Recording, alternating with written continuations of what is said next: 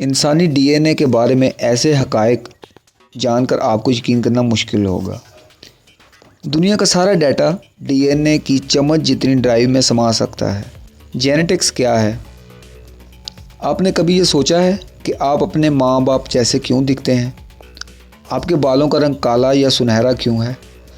क्या आप जानते हैं कि मुजरिम को डीएनए फिंगरप्रिंट्स के इस्तेमाल करने से पकड़ा जा सकता है? जेनेटिक्स इन सवालों का जवाब दे सकता है। जेनेटिक्स क्या है? जीन्स की जानकारी। जेनेटिक्स हमें ये बताता है कि हमारी सूरत जैसा कि आँखों का रंग एक पीढ़ी से दूसरी पीढ़ी तक कैसे और क्यों जाता है। कुछ बीमारियाँ हमारे ख़ानदानों में कैसे चलती हैं।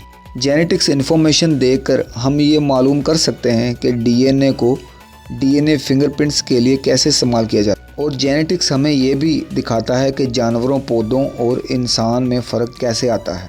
जेनेटिक्स के ज़रिए हम ये जान सकते हैं कि लोगों की शक्ल वैसी क्यों है और क्यों सिर्फ कुछ लोगों को ख़ास बीमारियां होती हैं। जेनेटिक्स की तकनीकीन जैसा कि पेरेंटल टेस्टिंग के ज़रिए माहिरीन सेहत जान सकते हैं कि बच्चों में पैदाइश से पहले कौन सी बीमारियां हो सकती हैं।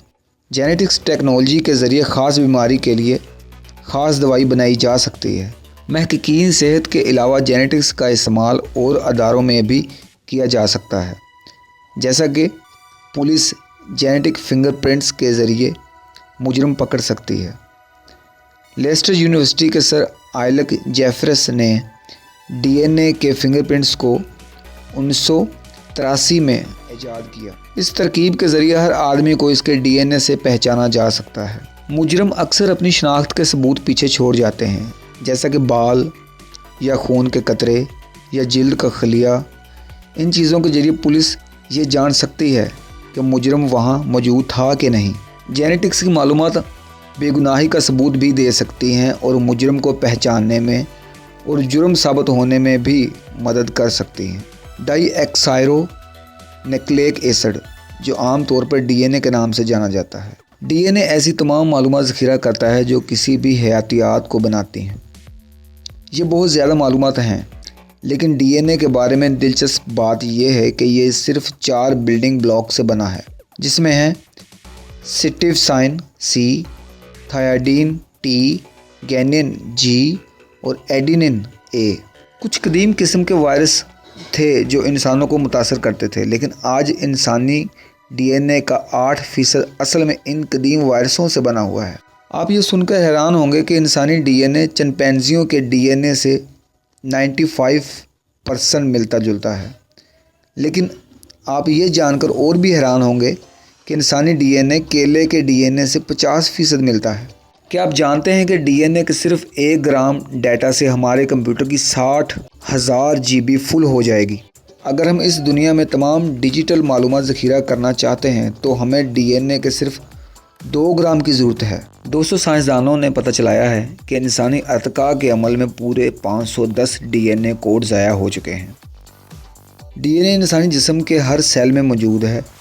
हर डीएनए की बढ़ोतरी 1.8 मीटर लंबी है। अब जानते हैं कुछ ख़ास बातें। जेनेटिक्स को समझने के लिए हमको ये जानना ज़रूरी है कि सेल, क्रोमोसोम्स और डीएनए क्या है। तमाम ज़िंदा चीज़ें सेल से बनी होती हैं। सेल ज़िंदगी का बुनियादी जज़ो है। इंसान के जिस्म में लाखों करोड़ों सेल होते हैं। एक आम इंसान के जिस्म में तकरीबन 10 से 100 करोड़ सेल होते हैं। हर सेल इतना छोटा है कि वो सिर्फ माइक्रोस्कोप से नज़र आता है। हम इसे सिर्फ इंसानी आँख से नहीं देख सकते। सेल की बहुत सी इक़साम होती हैं और वो सब मुख्तलिफ़ किस्म के काम करते हैं। मसलन इंसानी जिस्म में अज़वाती सेल, खून और जिल्द के सेल होते हैं। एक सेल अंदर से कैसा होता है? न्यूक्लियस सेल का सबसे अहम जज़ो है। ये कंट्रोल सेंटर का काम करता है। ये आपकी सारी जीनियाती मालूमात क्रोमोसोम्स की शक्ल में महफूज रखता है। क्रोमोसोम्स में आपकी सारी जानकारी है। मसलन आपके बाल सीधे हैं या घुंघराले, आपका दिल कैसे काम करेगा, यहाँ तक कि आप किस हाथ से लिखेंगे। क्रोमोसोम्स के ज़रिए हमारी सारी जेनेटिक जानकारी एक जगह ठीक से रखी जाती है। यूँ समझिए कि ये एक फ़ाइल जैसा है। क्रोमोसोम्स डीएनए से बना हुआ है। ये लंबे धागों से बना हुआ है। डीएनए 4 ईंटों से बना हुआ है, जिनका नाम है एडेनिन, थामिन, साइटोसिन और ग्वानिन। आसानी के लिए हम इनको G और ATC कहते हैं। DNA 6 धागों से बना हुआ है जो एक दूसरे से जड़े हुए हैं, जैसा कि एक घूमती हुई सीढ़ी। हम इसको सीढ़ी डबल हेलिक्स के नाम से पुकारते हैं। DNA में जो मालूमात हैं वो हज़ारों जेन्स में शामिल हैं। इन जेन्स में वो सारी मालूमात हैं जिसकी वजह से आप हो। विरासत, एक पीढ़ी से दूसरी पीढ़ी तक हमारी आदतें कैसे पहुंचाई जाती हैं। हमारी शक्ल हमारे दादा परदादा के जैसी क्यों होती है, ये जानने के लिए हमें विरासत के बारे में जानना ज़रूरी है। पहले हम क्रोमोसोम्स पर ध्यान देंगे। आपके जिस्म के हर सेल में 46 क्रोमोसोम्स हैं। ये 30 जोड़ों में हैं। हर एक जोड़े में एक क्रोमोसोम्स इंसान की माँ से आता है और एक आपके बाप से।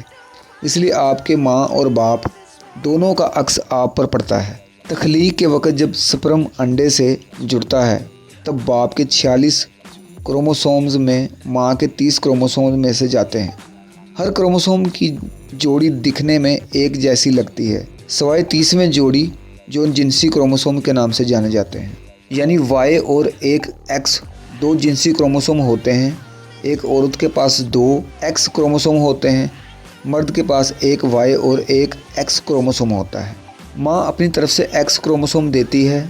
अगर बाप की तरफ से X मिला तो लड़का होगा। अगर बाप अपनी तरफ से क्रोमोसोम Y देता है तो बच्ची लड़की पैदा होगी। इस तरह होने वाला बच्चा लड़का या लड़की होगा।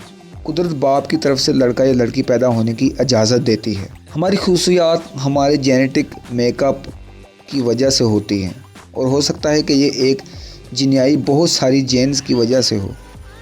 बहुत सी खूबियात जेनेटिक और माहौली असरात की वजह से भी हो सकती हैं, जैसा कि ग़िज़ा या वर्जिश। उम्मीद है दोस्तों आपको हमारी ये वीडियो पसंद आई होगी। अपना ख्याल रखिएगा। अल्लाह निगहबान।